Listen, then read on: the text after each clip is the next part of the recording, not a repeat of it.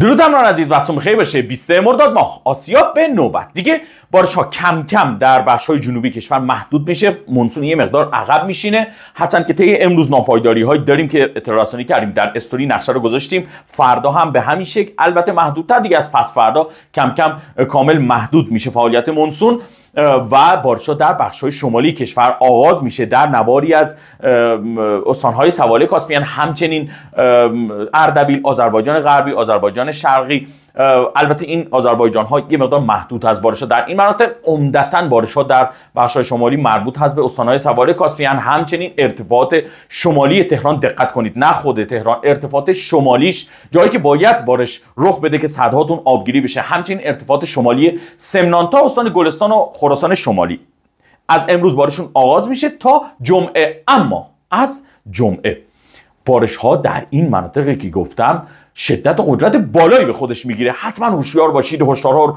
جدی بگیرید. عزیزانی که به مسافرت شما رفتن، بارش ها طی جمعه تا دوشنبه هفته آینده شدت و قدرت بالایی به خودش میگیره، مخصوصا گیلان و مازندران. حتما هشدارها رو جدی بگیرید. از دوشنبه هفته آینده به بعد دوباره کم کم بارش ها در این مناطق محدود میشه و از اوایل شهریور دور بعدی فعالیت مونسون در بخش‌های جنوبی کشور آغاز میشه که باید بررسی کنیم، ببینیم در چندین آپدیت که ما دیدیم رطوبت خوبی تزریق میشه بر روی قسمت‌های جنوبی، آیا اتفاق میفته که مونسون فعالیت قدرتمندی داشته باشه یا نه. بررسی می‌کنیم و اطلاع رسانی خواهیم کرد. از نظر دمایی من خیلی فعلا کاهش دمای خاصی نمی‌بینم، همین دماها ادامه خواهد داشت.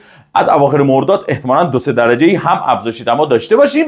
در مورد دمای شهریور ماه هم بررسی می‌کنیم و اطلاع رسانی خواهیم کرد. با من همراه باشید. کاریانی هواشناسی فارس.